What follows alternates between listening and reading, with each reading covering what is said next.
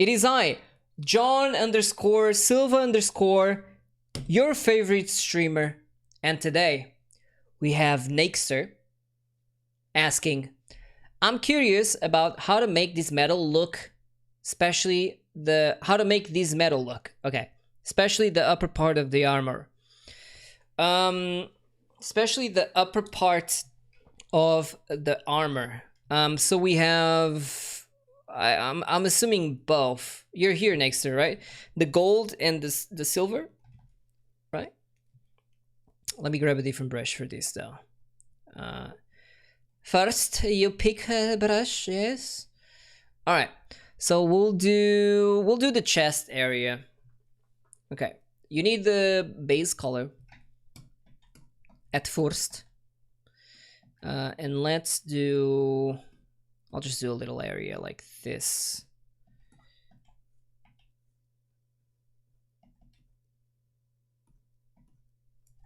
Okay. Whoa. Oh, hold on. I didn't make a new layer. Let's separate that. Okay, now it's on a new layer. Let's do that. All right, so just the torso area, I'm gonna fill it in. So we have a silhouette. And then proceed to explain what's happening. Oh, actually, hold on. Let's do the golden part as well. It's kind of like gold, brass color. So there's that. And now I'm gonna make a new layer and do the brass / gold, which I think is a little brighter. There you go. This will do for now. Again, I'm just making a selection / silhouette so that I won't need to paint. You'll see. I won't have to be so careful with painting, because now I can just blah blah blah blah blah paint like that and don't worry about it. Let's do the silver color first. So other than knowing how the material reflects, so obviously each material is going to reflect light differently. So for the silver situation, you're going to have very clear highlights and reflections, but they're going to be more focused, more area focused. So for example, oh, whoops, I didn't mean to do that. There you go. Let's do the shadows first, which is going to be sort of this. So let's do the shadows gradient. Actually, give it a little bit warmth. No, different kind of warmth. Hold on. There you go. So this is a little better. Let's just add some darker gradient here. And now the lights and shadows of the silver areas are more predictable. I guess that's a good word to explain it. Let me just do the I like to start with midtones and then go dark and then bright. Everyone is different. I don't know how this artist in particular has done it, but all right. So you see that the light, so what I mean by predictable is that you can tell that the highlight hits right there, and then the light spreads out in a radius, right? Or, well, in this case, it seems to be more like a radius. There's not much cast shadow, so I'd say that it's a semi-soft light source, but because it is silver and gold, just metals in general, even in soft light situations, you're still going to have a lot of reflection going on. So I'd say it works more like a radius of like the light dispersing through whatever shape you're painting, versus the gold. it's going to be a bit more erratic because of how more polished it tends to look like. And there's always a lot of distortion even with like the slightest bend, just because that's how much it reflects light. But let's do the silver first. So we're gonna go a little bit bright, a little bit blue, a little bit aqua, and that's about it. Yeah, let's go a bit even brighter, like so. So you want to do two things as well. I'll talk about the texture in a second, but the first thing that makes it look the way it does is how light is being affected, or how the metal is being affected by light. So we're gonna have the highlight in there. I'm actually gonna go and add a bit of edge there. I'm gonna ignore all of the rest, like the leather and all that. I'm gonna ignore that because that's not what these decodes is about. Just gonna add the reflections of, there you go, of the metal. And another thing you want to do is give very slight gradients. So once you're done with the flats, or not flats, once you're done with the like painting in the brush strokes and all that, even if you do render or you try to smooth out your brush strokes using alt click, you know, like just color picking and rendering, I would still recommend you to go in here with a soft round and give it a little, just a little glow. You don't have to, if you go over it completely, then it looks way too smooth. So you want to still make it so that you can still see the brush strokes, right? But there's a gradient to it, both in dark and light. So just a touch, you know. There you go. All right. And then you're gonna have the cast shadow here. Actually, not with this brush. Let's go back to the triangle brush that I like very much. And all right, good enough. And then when you're done again with the smoothing out, you want to go once again with the texture brush. This time I believe he uses a brush like that. It looks very, very similar, especially here on the arm area.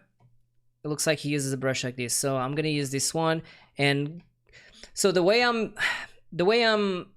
applying texture, you're gonna be sensitive about it. You don't want to like blah and just paint the whole thing. You want to literally do light taps, light blah blah blah blah blah blah blah blah. You know what I mean?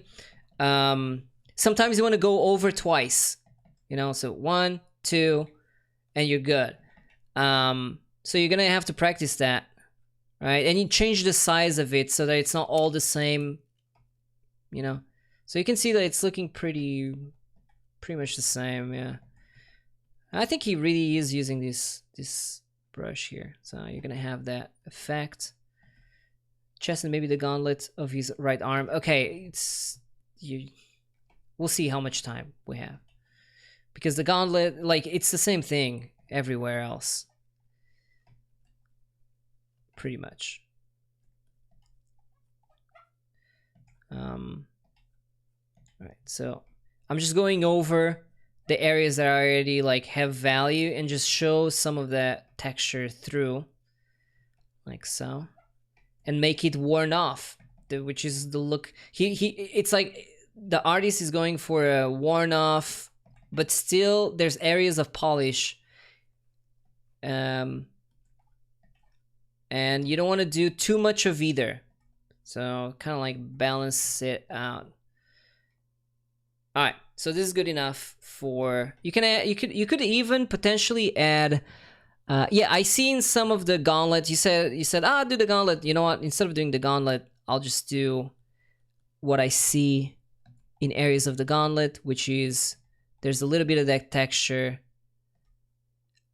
in highlights. And in fact, he will, he uses lasso tool 100%.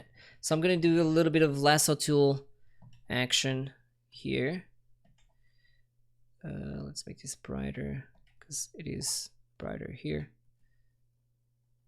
There's a little bit of lasso tool action here. I'm gonna invert selection and do the other side. All right. Like so. And then he has these little like beveled details there. And you're gonna have the same sort of like here. All right. And then obviously it's gonna be a little dirty, etc. That's gonna be depending on how much you want it to be dirty. So I'm gonna leave that as is. So that's the silver area. All right. And this is a before and after texture. And now the golden area is pretty much the same, except gold, for some reason, is good at showing a bit more color of the surroundings.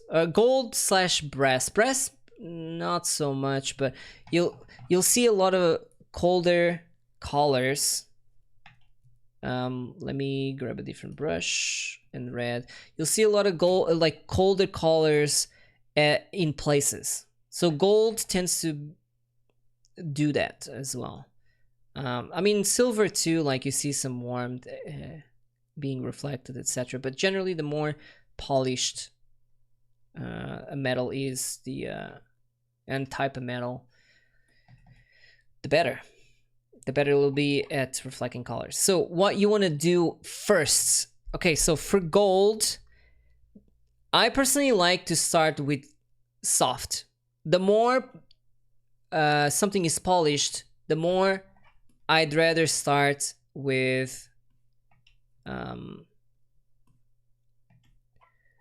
gradients.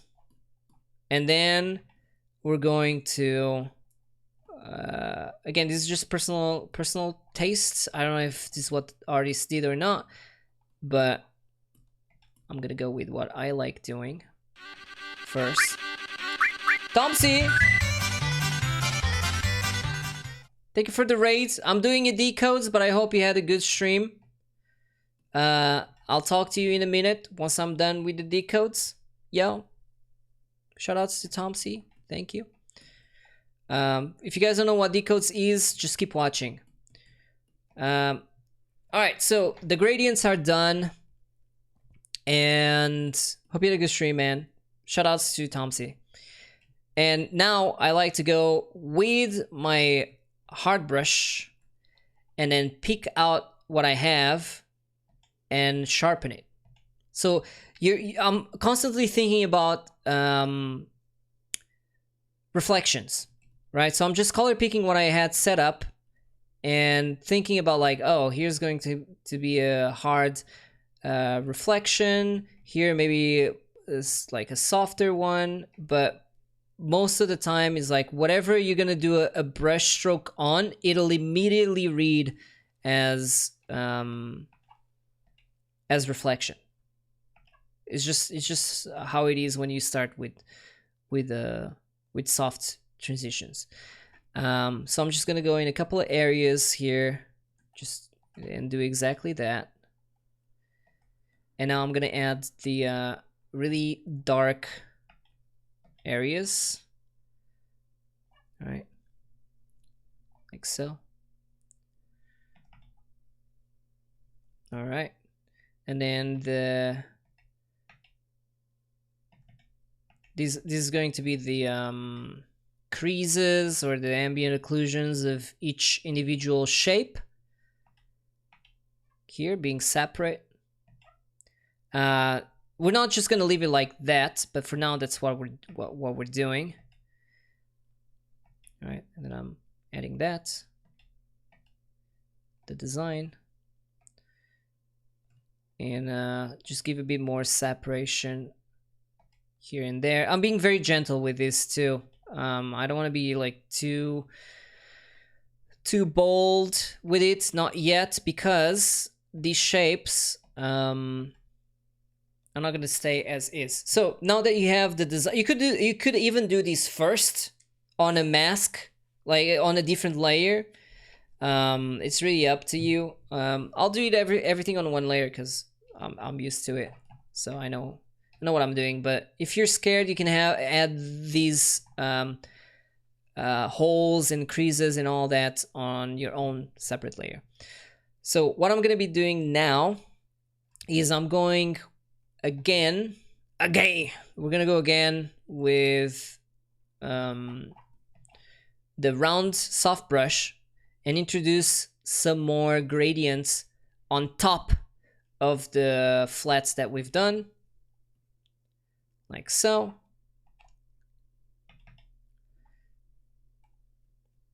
And let's make a little colder here and there, like that. Okay, cool. And we can go a little darker too. And 2 more steps and we're done. So the next step is to, again, go back to your, it's pretty much going soft, hard, soft, hard, soft, hard. And not only am I reintroducing the edges, I'm also gonna add the highlights. So this is where the highlights start playing bigger parts here at this step, like so. And it needs to be brighter too. And after this, it'll be the texture. But for now,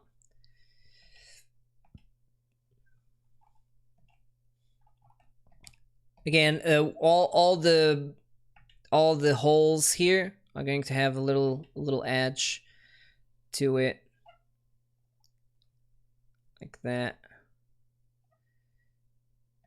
Because highlights tend to be stronger where there's a sudden curve in the shape. That's pretty much all that's happening.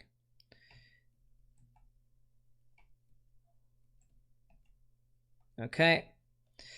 Now,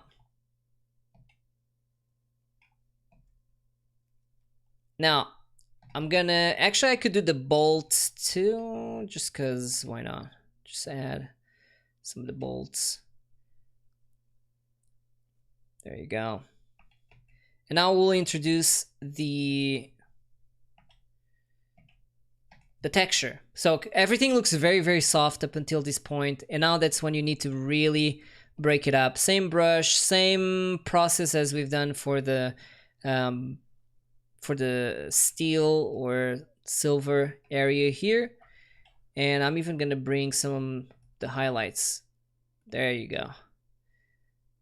Here too. Let's make it more saturated, like so.